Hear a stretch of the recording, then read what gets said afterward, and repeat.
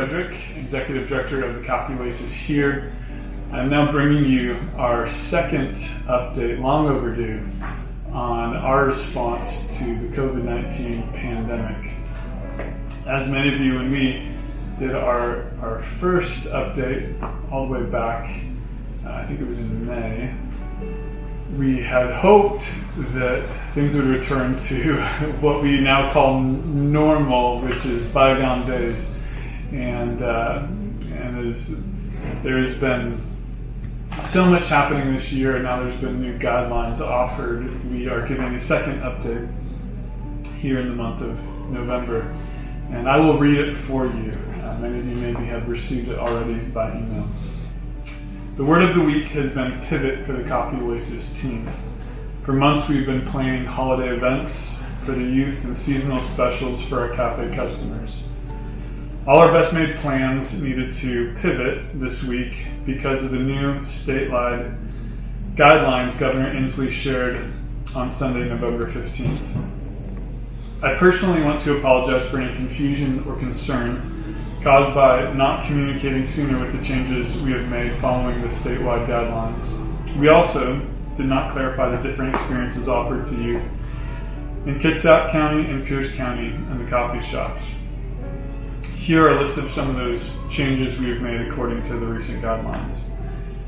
For Kitsap youth programs, although shelters and homeless services have not been asked to modify their capacity, we have decided to limit our drop-in center capacity to 50% to reduce potential exposure of youth.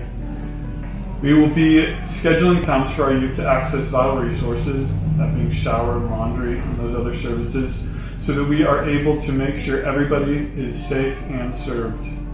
Since the beginning of the pandemic, we have required the wearing of masks, taking of temperature of all youth entering the centers and shelters, and general health screening questions.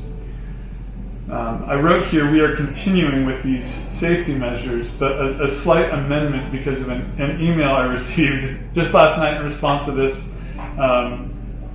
mentioning that they had dropped off food at one of our centers and not all the kids were wearing masks, and that a more honest thing to say, truthful thing to say would be recommitting. And I want to share that because I want you to know we want to be absolutely truthful, and each center has had its own challenges, and the center that this gentleman was speaking of has had a great challenge getting kids to wear their masks. And so the right word would be recommitting. We are recommitting to these safety measures, that youth will wear masks, temperatures will be taken, and general health screening. So thank you. I always appreciate your feedback.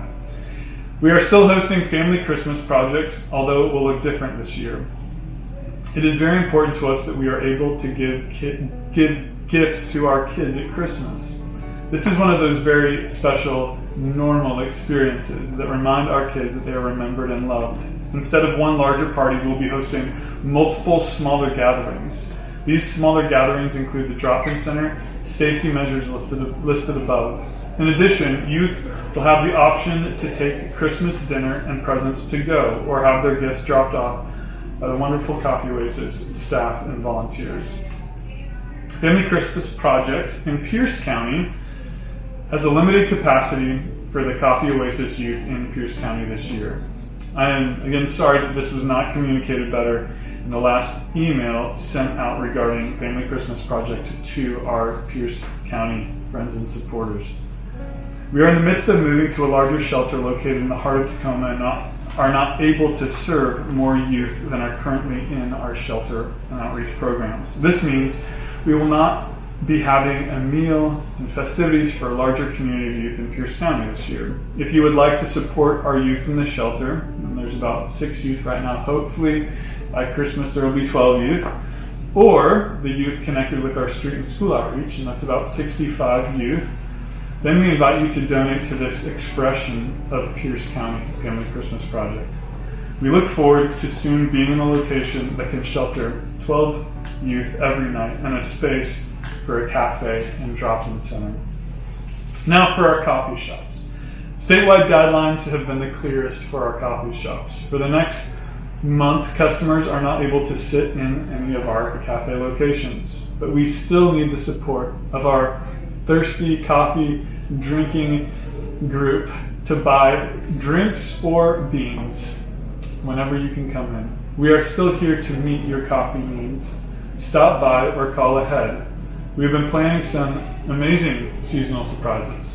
Eggnog is here, and we are now rolling with a new menu item that I am so excited about, which is biscuits and gravy. And it is so fantastically popular already. It's sold out. All the biscuits in the first day here at the Bremerton location on Burwell Street. And so you're going to have to wait a couple of days so they can restock those biscuits. These are homemade, fluffy biscuits here. And they're distributed to our cafes that are doing biscuits and gravy, and that's the Port Orchard and Burwell Cafe right now. Don't forget to check out our new merchandise. It's headed our way this Christmas, and those are some very special things. They're branded long sleeve flannel shirts and beanies that will be hitting the shelves soon. So don't spend all your money on Black Friday. In a year that has held so many changes, I pray that we'll be remembered for loving and supporting one another well. I just want to add, since this is probably one of my only holiday greetings I'll give, something we talk about a lot here as a staff is that we are able to love because we have been so wonderfully loved by God. This Christmas, every Christmas, but this is the one we have right now in front of us. We get to remember the greatest gift of all, Jesus. And I hope that you'll take time to rest in that love this season. We are so thankful for you. And we're thankful for all the ways you've cared so well for us and the kids in our community. Have a Merry Christmas.